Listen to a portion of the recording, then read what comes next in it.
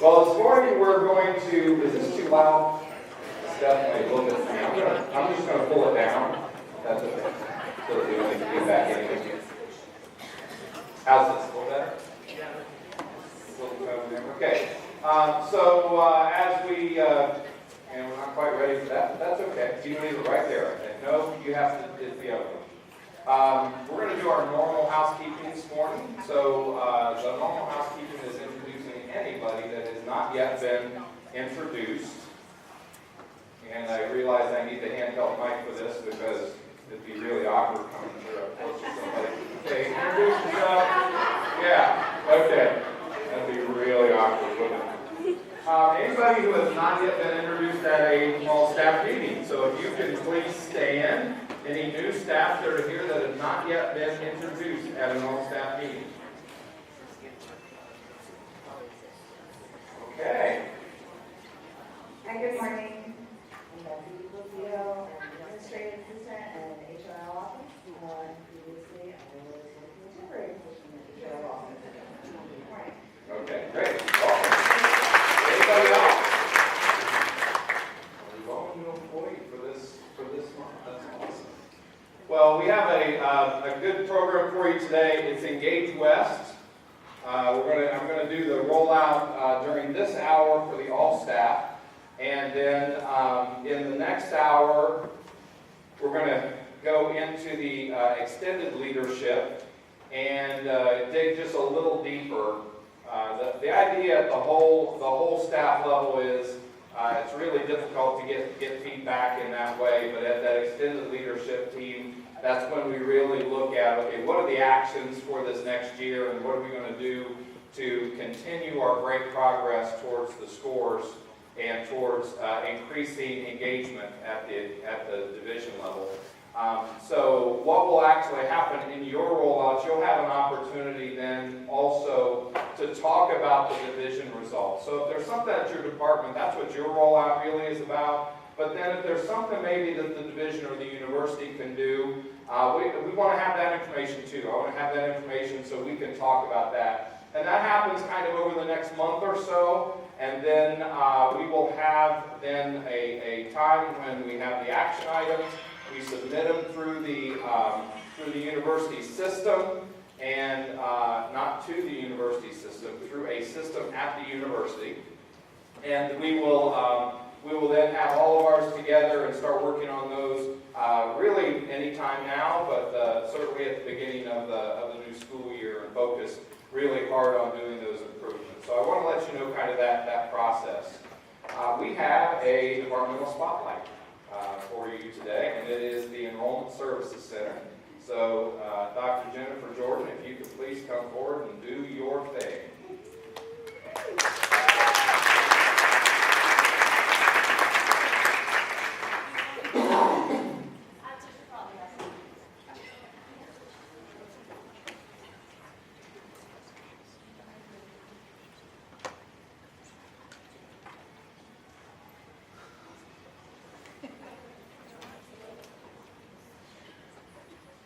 Good morning. Oh, that was really sad.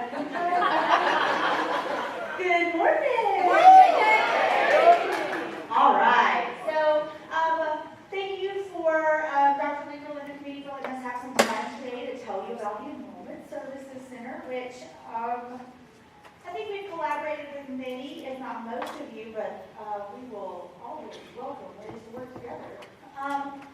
For the ESC, we are actually comprised of 3 units together under one department. We have our face-to-face center, where we do customer service for financial aid and registrar.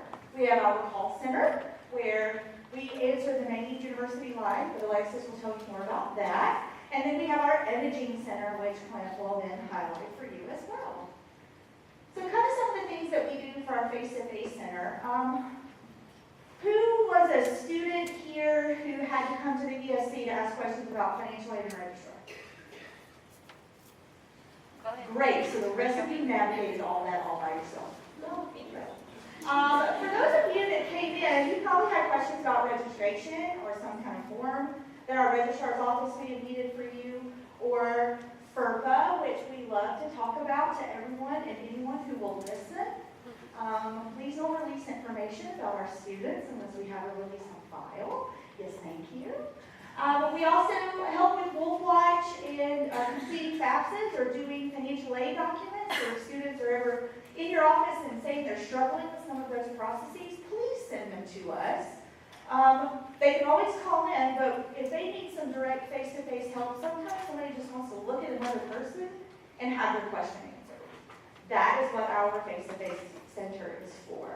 And then we do really limited and general bursar information, because what we don't want the students to do is then confuse us as the bursar's office. Or if you talk to them, bursar, burarsar, they say things all kinds of creatively. So, and then we do general scholarships out of our office. So I will now pass it off to Ms. Alexis. Good morning, everybody. I'm Alexis Stinson. I am one of the assistant directors in Enrollment Services. I run communication, and I am over the call center. Our wonderful call center is now staffed with 8 full-time people, which I am very excited about. Between 6 to 10 student workers. We answer 5 lines, which are listed up here. One of those being the general information line, so the 839 to 5000 line. Besides summer is our busiest line, so we have to know a little bit about everything. In addition to the financial aid, registrar, and ESC lines, we also answer for undergrad admissions, which we love. We also have an outbound call center, which was started in 2016 when I started, well, a little bit before that. Over the last year and a half, we've grown that pretty largely, and it is now staffed with 2 to 3 student workers and 1 full-time staff who manages that, so we're very excited about that.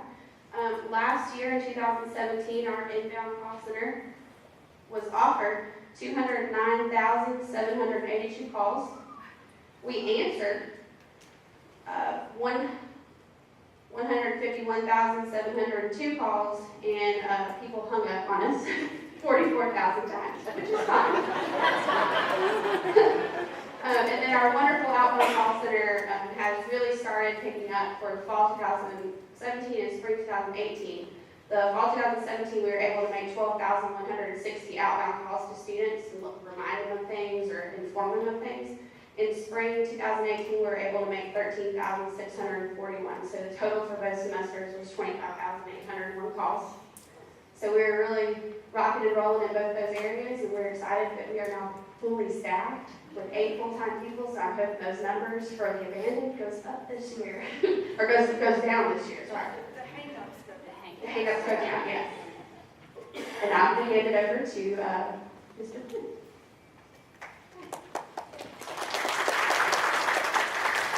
So my name is Clint Baxter, for those of you all that do not know me, and one of the areas I'm over is the imaging center. And we do front-end and back-end importing and scanning. We do front-end for graduate and undergraduate admissions, which means we either scan or import those documents, and then they use them to actually process and do their work. And then we do back-end scanning and importing for the registrar, financial aid, CAL, and then IEA. We have 4 people total, and last year we scanned 113,000 documents, which equals about 450,000 unique pages. And we actually have capacity for more, so please let us know if y'all need us to import or scan something. And that is actually it for me. Any questions?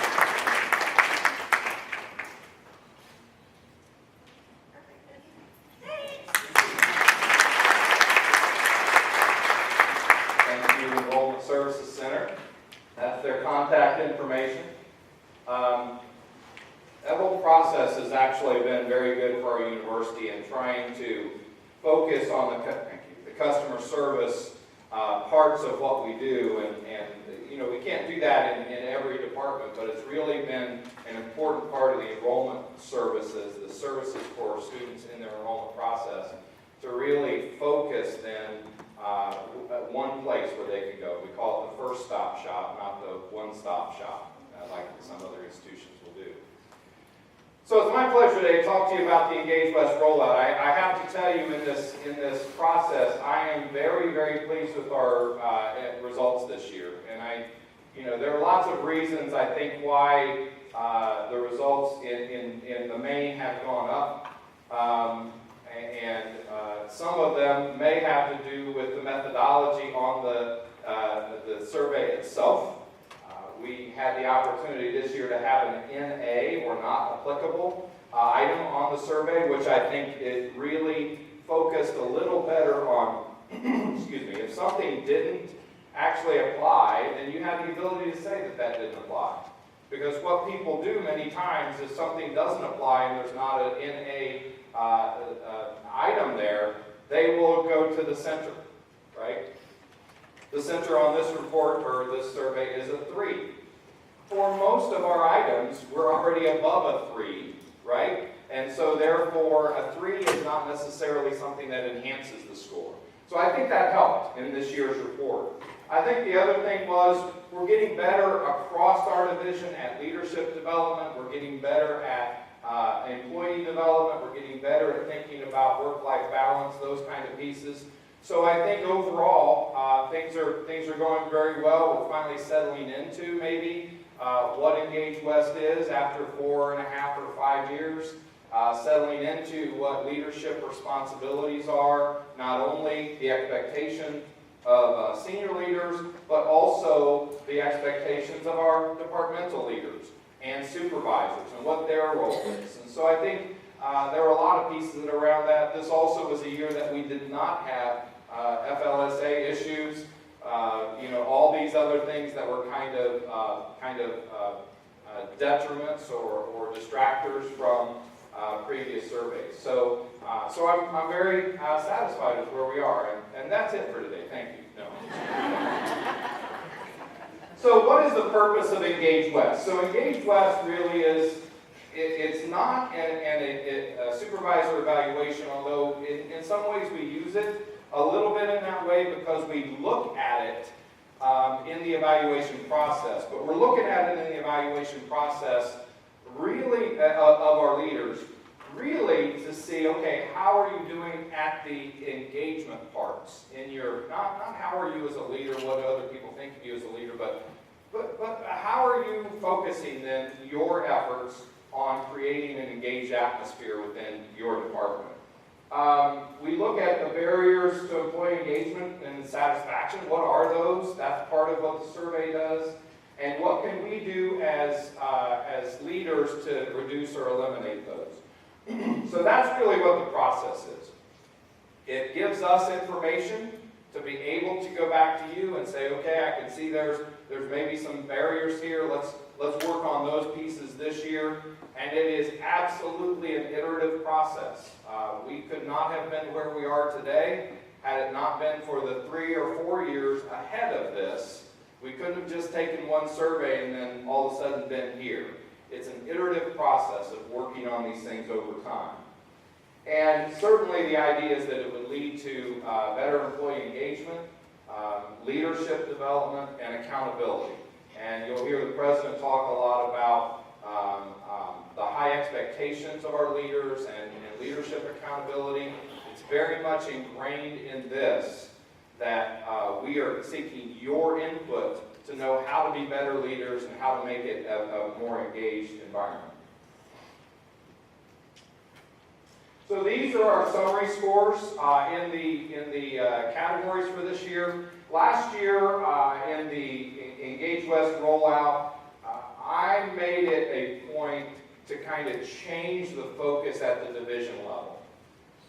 And the focus really was to stop chasing individual questions on the Engage West survey at the division level. That what the division level pieces that we would do would really look at the categories in a broader context rather than chasing those individual questions. Because what we learned in the first couple of years, what I learned in the first couple of years, was that chasing those individual questions made those questions individually go up, but it didn't necessarily change the category score because it wasn't a focus on the whole category, and it didn't necessarily affect positively the entire Engage West scores. And therefore, when I say scores, I want to make it really clear. I'm talking about the score that's on here, but the score represents your engagement. The score represents what you are doing. So it manifests in not just the score itself. The score going up or down is very relative to what your experience is. So I want to make sure, even when I say score, I really mean that is your experience.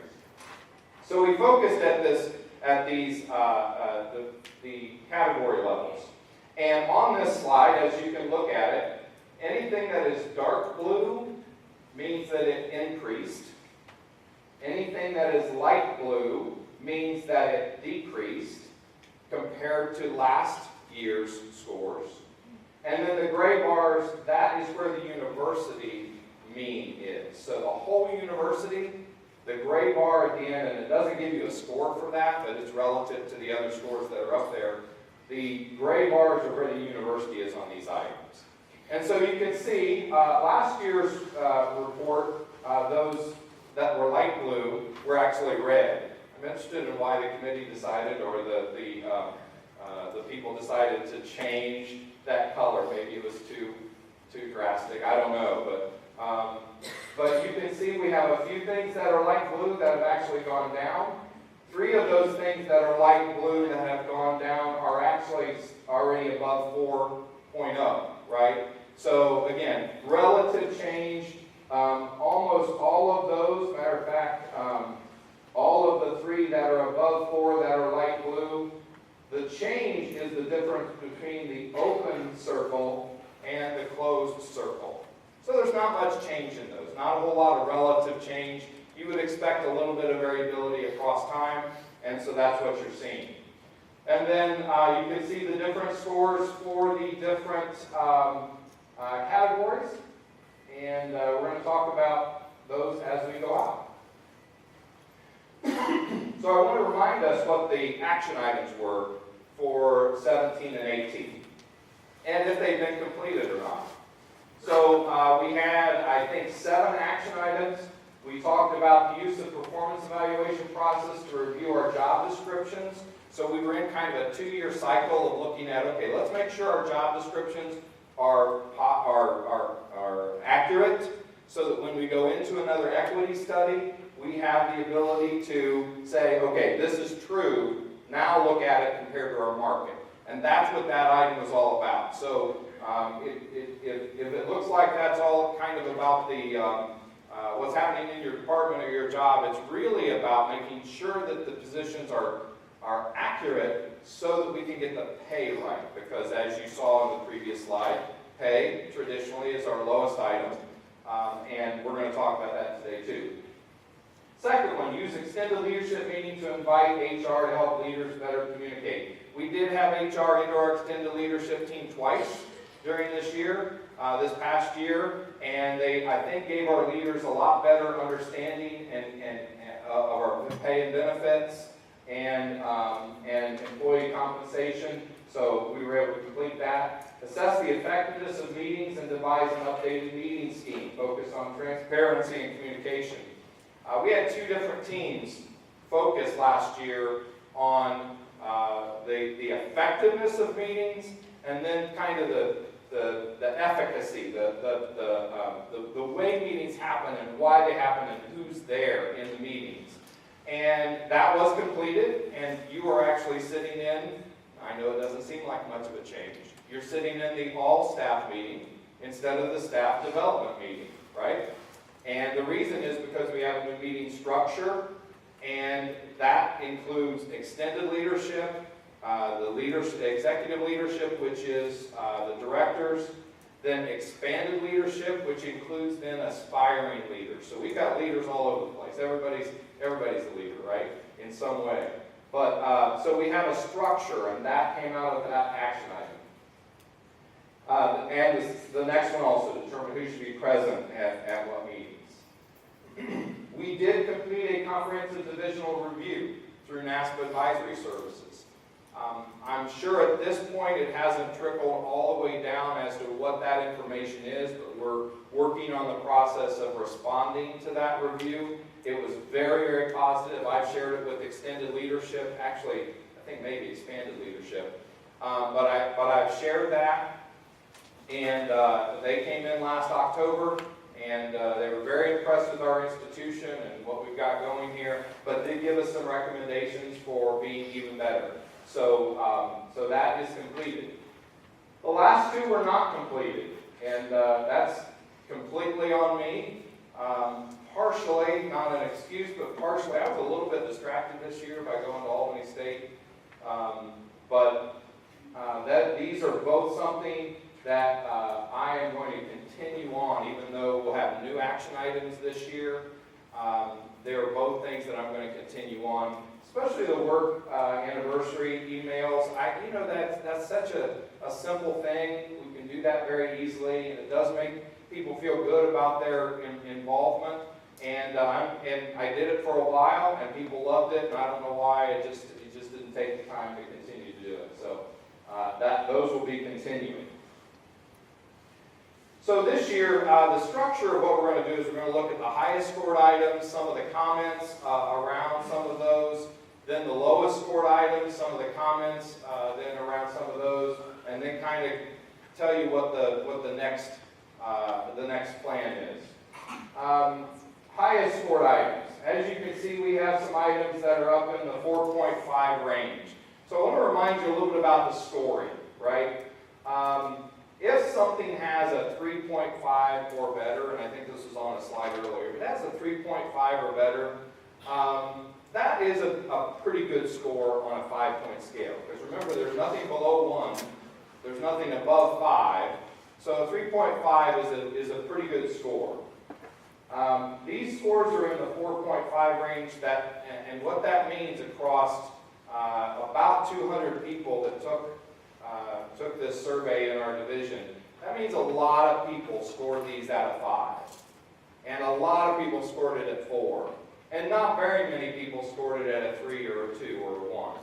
So 4.5, excellent. You can see there beside it on the 2017 rating what the score was. So on the first one there, it went down by 4/100ths of a point. Again, statistically, that is not relevant. That is about the same score. The immediate supervisor supports work-life balance. Again, we had some things in our overall action plans last year at the department level that worked on work-life balance, paying off a little bit. It's up by 0.14, which is really good. I'm committed to the mission and goals of my department. Again, up 0.11 in that one. Pretty good jump in just 1 year. So obviously there's a little bit better commitment at the department level. Intermediate supervisor cares about me. That was not one of the highest 5 on 2007, but in this year it is 4.51. And I should have put the number of what it actually was on 2017, but you have the information. You can dig deep and look at that. And then my work is important to the success of UWG.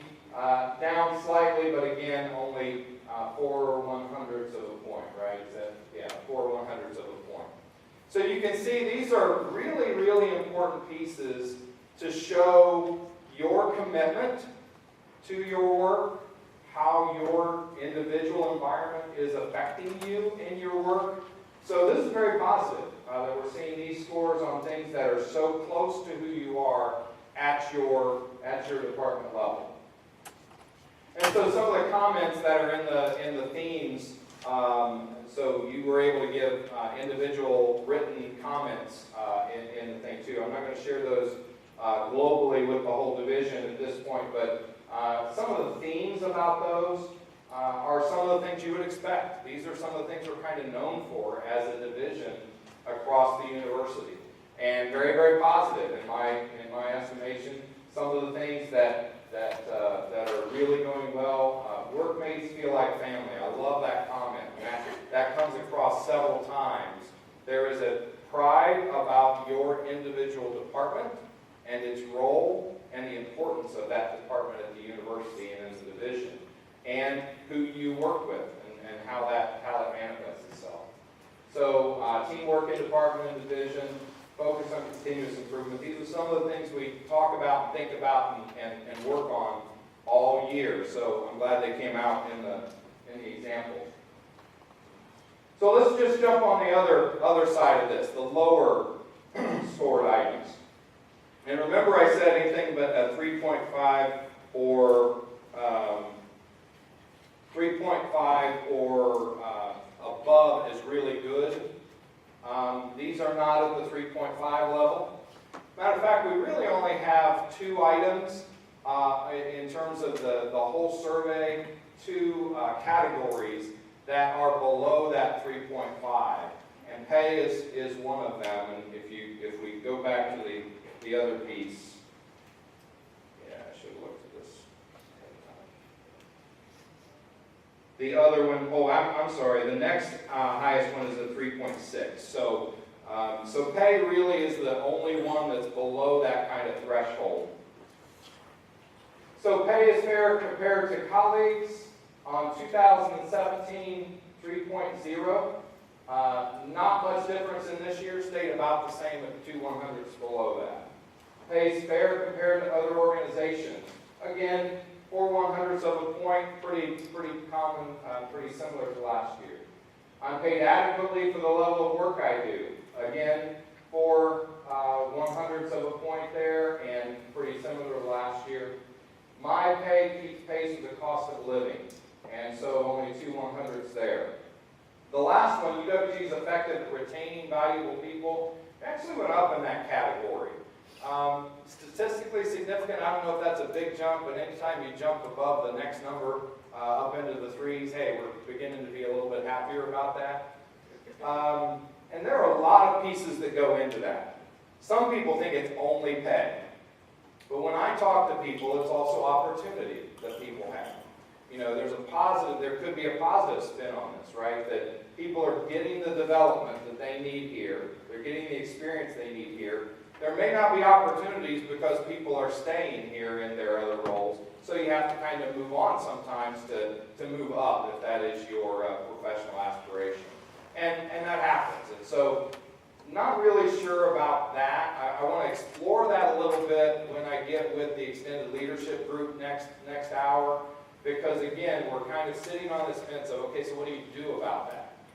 Pay isn't the only thing that keeps people or draws people to a position. So this is all around pay, mostly around pay. There are pay elements of that last item also, right? There are certainly pay elements of that. And the comments would suggest that pay is a part of losing people to other institutions or to other career fields. And so I want to talk to you just a little bit about that and what the aspects of that are. As a university administration, we have to make a lot of decisions about how to resource ourselves globally across the whole institution, right? And there are some inputs to that, and there are some outputs to that. There's a pay benefit. The institution itself, over the last 4 years, has put in $10.2 million into pay equity and increases. That's not including the merit pays that have been in those years, right? And so I think we have demonstrated certainly a commitment to doing that, and the scores on the Engage West survey indicate that you know that we are making a commitment to do that. But there are a lot of things then that are a draw against that. For instance, I'll give you an example.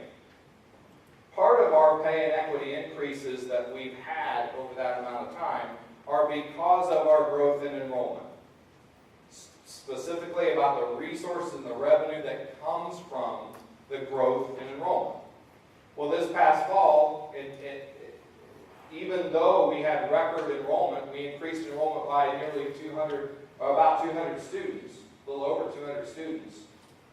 Those students actually took fewer credit hours. We are funded, we get our growth in 2 different ways. We get money in 2 different ways. One is in an allocation from the university system. The other is in the actual tuition money that we get from students, right? And so in the actual tuition money that we get from students and the fee-based money that they give us that's surrounding that, that is all related then to the credit hour. And if students are taking fewer credit hours for some reasons, and we have some reasons behind that, we actually get less revenue because of that. So even though there were 200 plus more students overall, we actually had a decline in what's called FTE, or the full-time equivalent, in the credit hours. So we didn't increase in revenue, even though we had 200 more students to serve. So that concept permeates across the way that we're able to develop resources to be able to do the things that we want to do. Institution is definitely still committed, leadership is definitely still committed to continuing on the path for the equity and the adjustments. But two of the sources, well, really three of the sources, two of the sources are related to something that we personally don't control. So state disposition. Governor in his budget this year did not put any merit increases for all state employees, including all teachers in K-12 and all other state employees, including us, right? We then don't have the ability to be able to do much more about that part. We don't get an allocation for merit.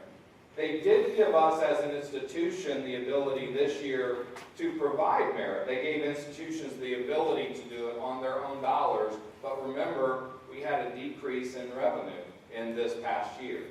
So the question really becomes, where does that money come from, right? And so we have to work on that as an institution. We have to work on the increases in enrollment that will give us the growth money that we need to be able to do what we want to do in merit and equity. We have to work on our internal operations so that we wring as much resources out of those as we can to be able then to have the resources. And again, we just went through the comprehensive administrative review. What that's meant to do is give us information about the structures and spans and layers of control and employees, especially at the administrative level. So we can do some things in looking at some of that to try to find some more resources to be able to do that. And we are actively involved in doing that right now. Right now is the time to do it. Enrollment for fall actually is looking pretty good.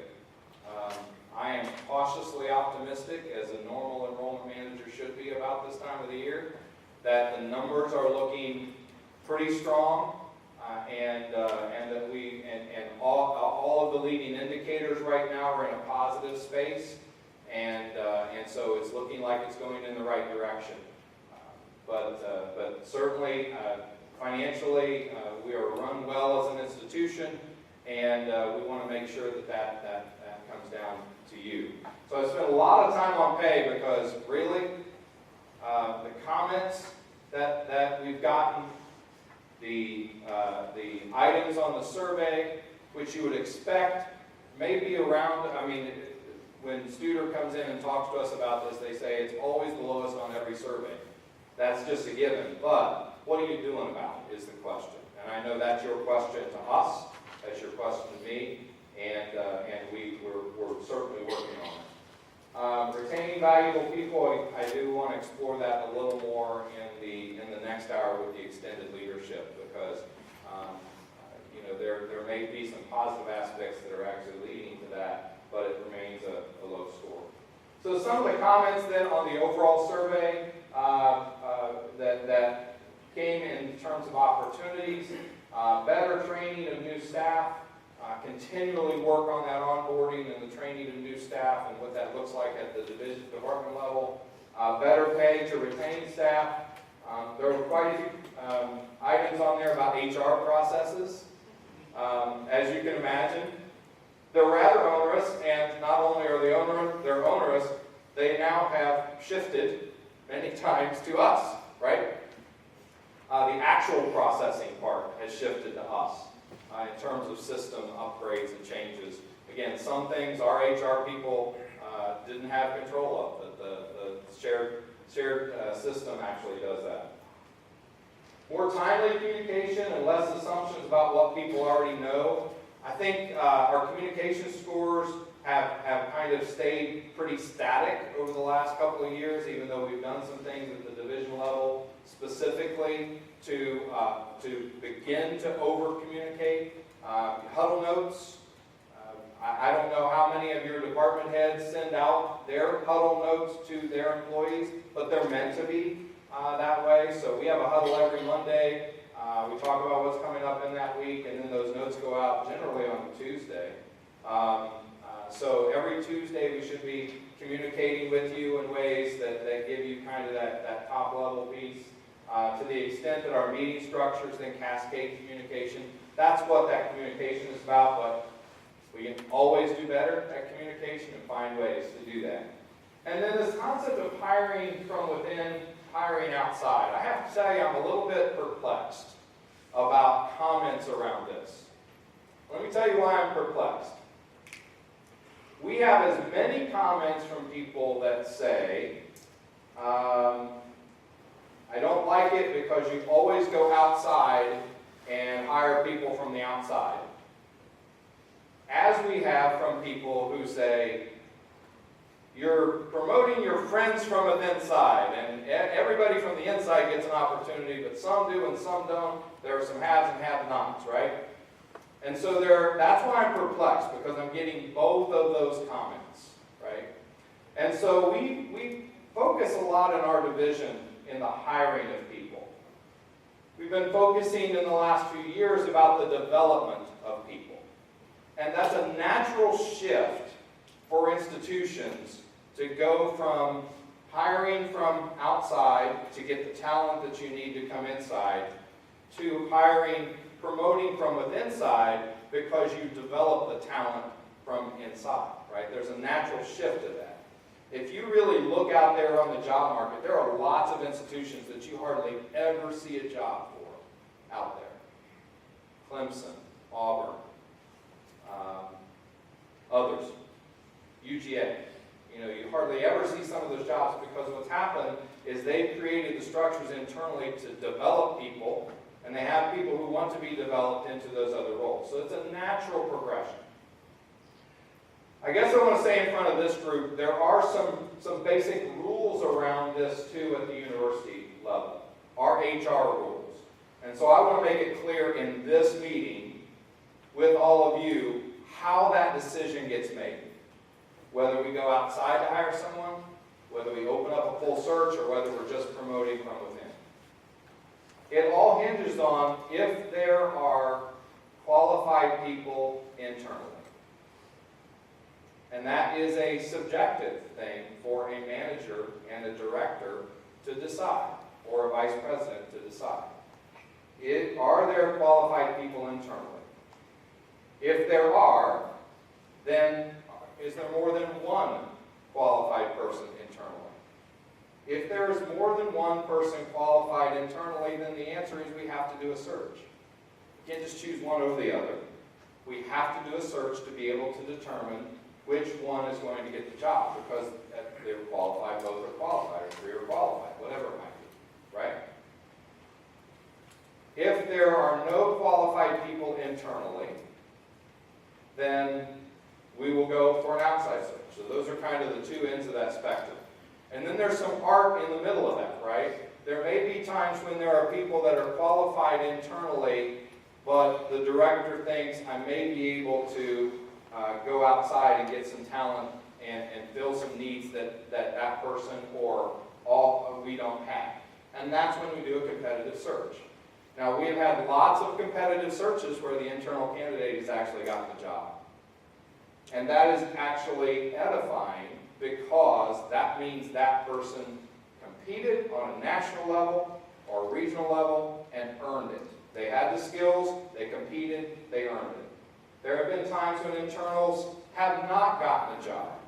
And again, that is the manager's responsibility to get the best person for the job for the current situation. And when I say the current situation, I mean that kind of changes over time. Sometimes I may be a great person for this job in this iteration of this staff. But given the strengths, if that's a different strength set or skill set, I may not be a great candidate for that. So there's all this that's going around. It's not just worthiness. It's not just loyalty. It's not just time in seat. It really is, we're going to get the best candidate for the job. Sometimes that means we've just developed the best candidate for the job. We already know it, and we're going to do that. It's not friendship. It's about getting that best person for the job.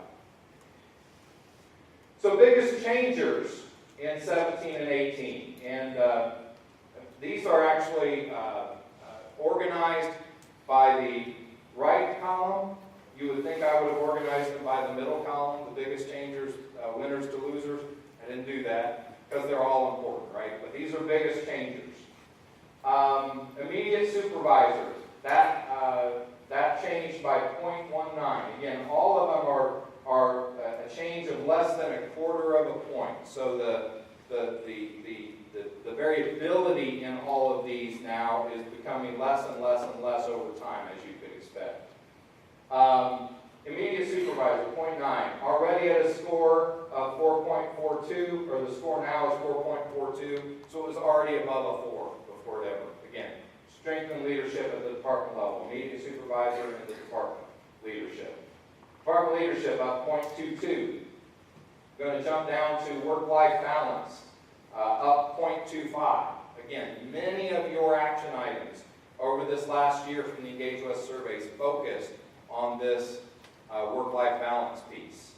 And I will tell you, just from a general feeling, this last year felt different than the previous 2 years in terms of just the nature of how we were doing things.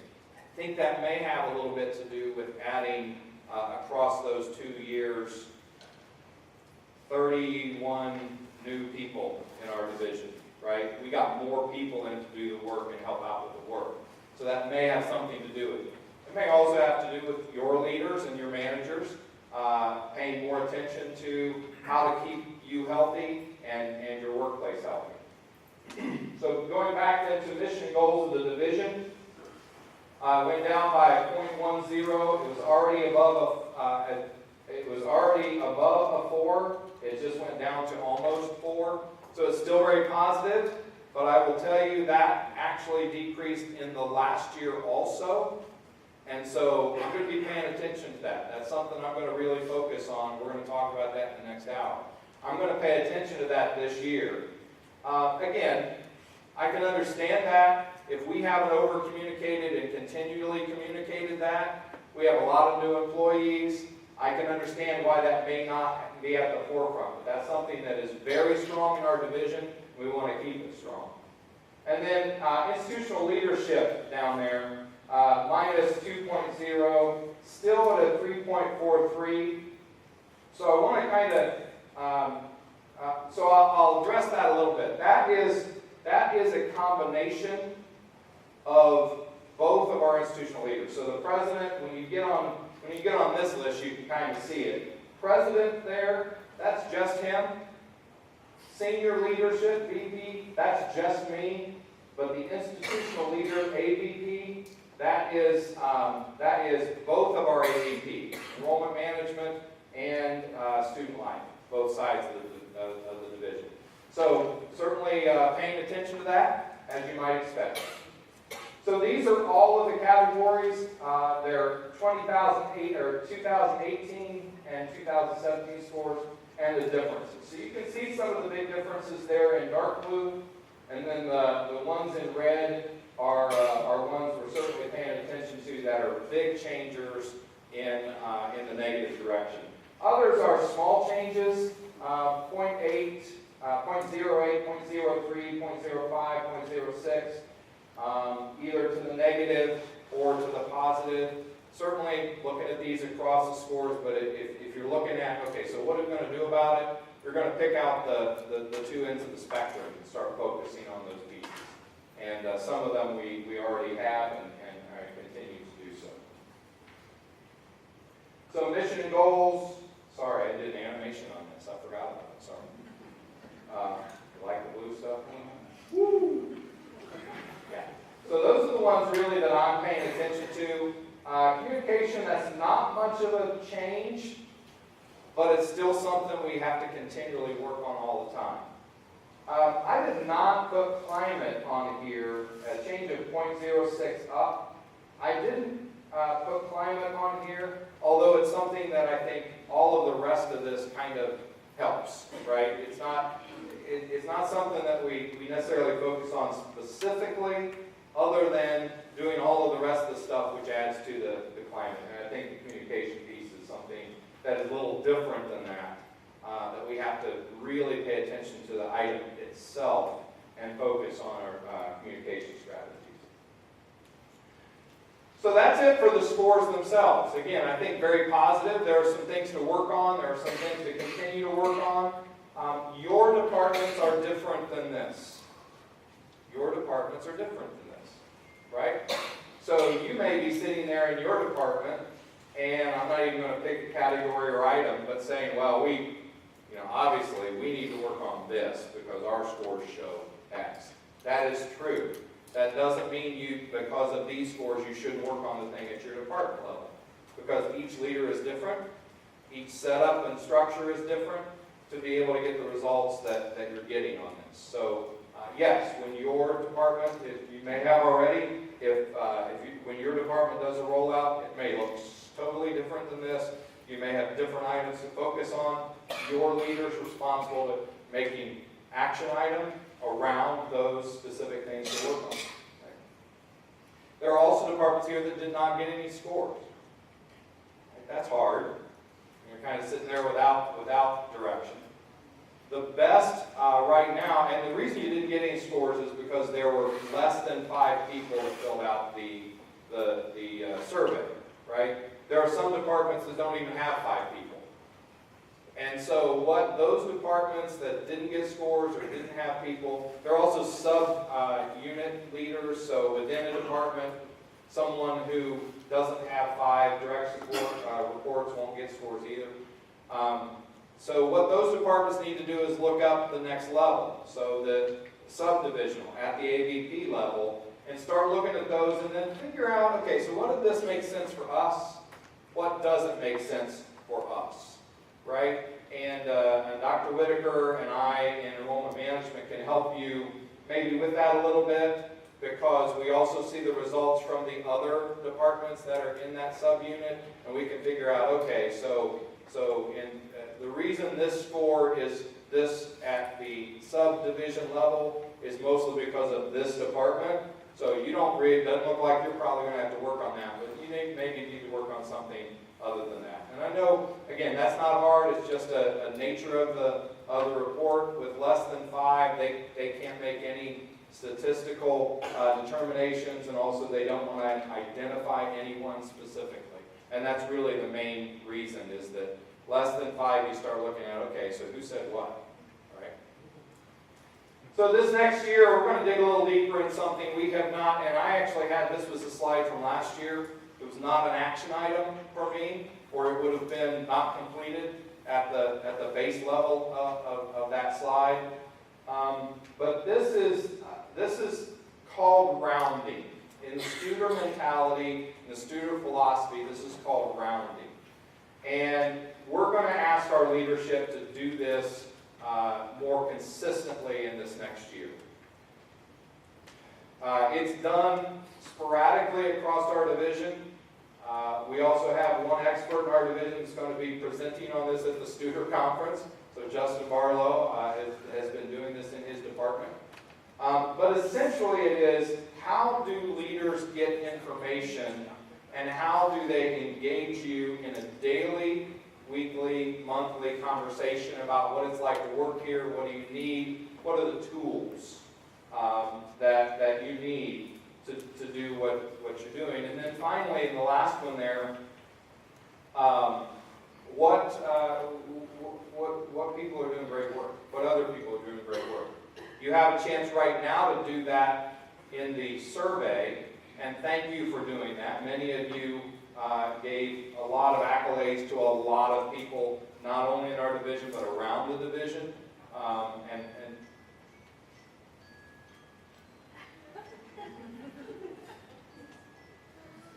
that's my alarm to say, okay, you're done.